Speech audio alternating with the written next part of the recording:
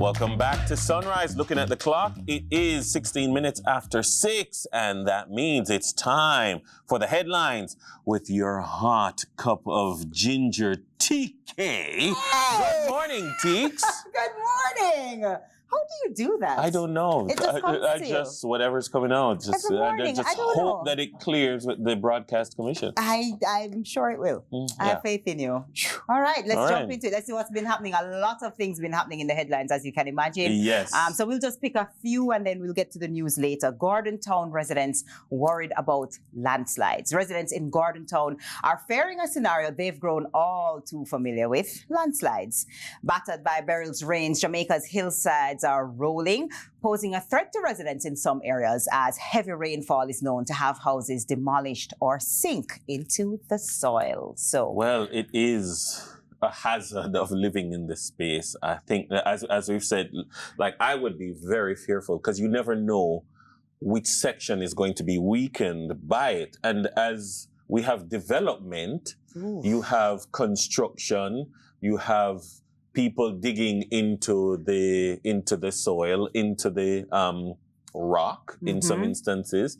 And so you're going to change the profile of the hillside as there's more housing and that sort of a thing.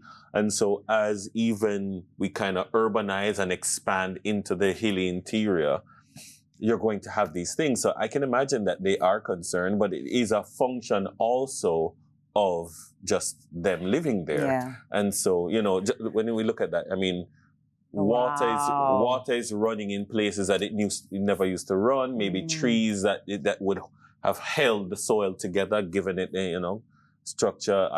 You know, things have significantly changed. Look at that house on the edge. On the very edge, I would urge those persons, don't go back. Oh. I mean, easier said than done. Because, I mean... That looks like a boulder that has been stopped by the house.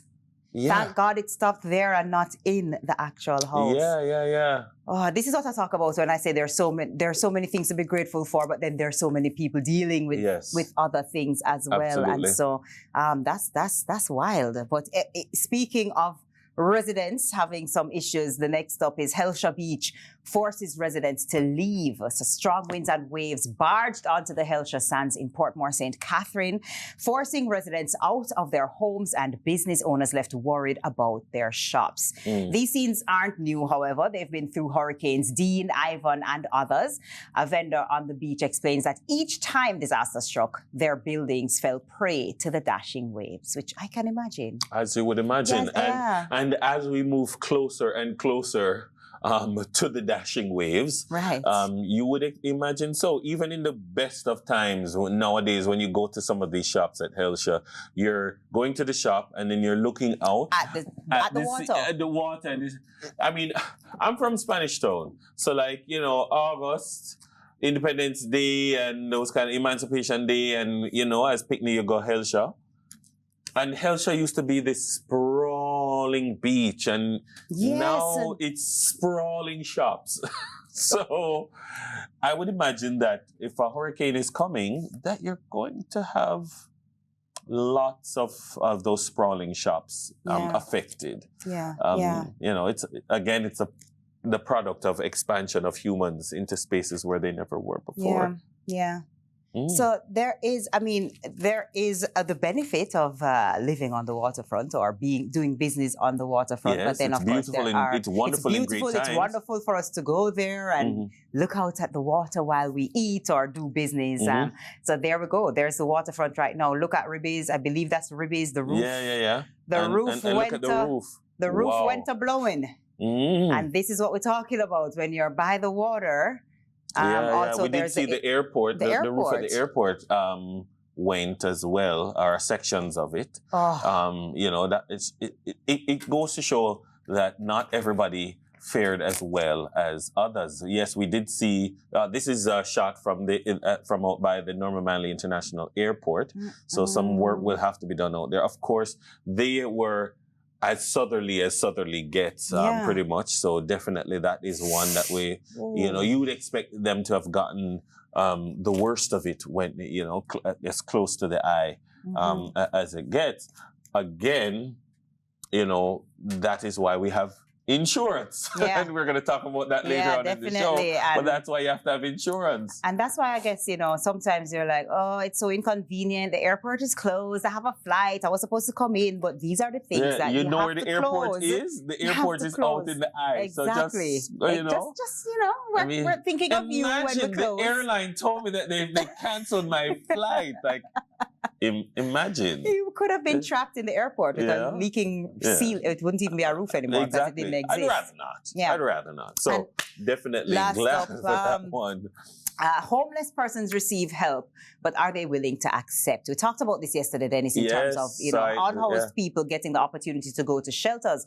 Before Hurricane Beryl and even now during the after events, concerns were raised by homeless persons regarding their safety during the passage of the expected wind and rains. Despite many utilizing the shelters provided, others still put up resistance. Kingston and St. Andrew Mayor Andrew Swaby and his team did the rounds trying to get unhoused persons to shelter from the weather system. Despite the outcome, many decided to remain content where they were, whether rain or shine. So some people refusing. Did you see that report where the lady said she's not leaving Coronation Market? No, I didn't see that. Yeah, the lady said she's not leaving Coronation Market. You're going to have to tie her to our stall. Tie she and our dog to the stall because she was here before Beryl and she will be here after. I saw one of our reporters, Ramon Gordon, post something on Instagram, and it really resonated with me where he said, people are always saying, why are people so stupid? Why they don't go to the shelter? Why they don't leave? Why they don't evacuate? And, in his interviews with people, it's coming from, as he says, sometimes when we ask those questions, we need to check our privilege because it's easy to say, just go in, it's stuff. You can't just buy the stuff back. Whereas for some persons, what they were expressing was to leave is to leave everything, not knowing if we'll ever come back and see it. And we don't have the money to buy it back. We don't have the opportunity to go and just, shop for it again. And then there's a side of, but then it's your life. But then which is why I'm not seeing the check your privilege back. Because for when people say they can just buy the stuff back. Yeah, right. Not everyone. No, but eventually, if you're alive, you will live to either buy the things back or buy other things. But if you're dead, you're dead. This is true. Which is why you have laws, which is, whether it's disaster risk management, curfews, etc., because you have to protect people from themselves. And the idea is that people are going to do dumb things. And what you would hope is that, what you would say is that people doing dumb things should not result in them dying. Yeah, absolutely. And so you have to create laws to protect people from the dumb things from the poor choices that they would ultimately make. I think that's where he was coming from. Whereas we see it as, that's a dumb choice. That's so stupid. That's coming from a place of privilege. Whereas we can say, boy, I do empathize. No, I empathize. It's one thing to understand. You need to move. I understand his argument. I understand his argument. I'm just saying you can empathize, but acknowledge that dumb choice. I empathize with anyone who has to walk away from everything they have. But on the other side of the break, Money Masterclass still a keep. Kinda. We're going to try to figure it out. But we'll be right back. Stay with us.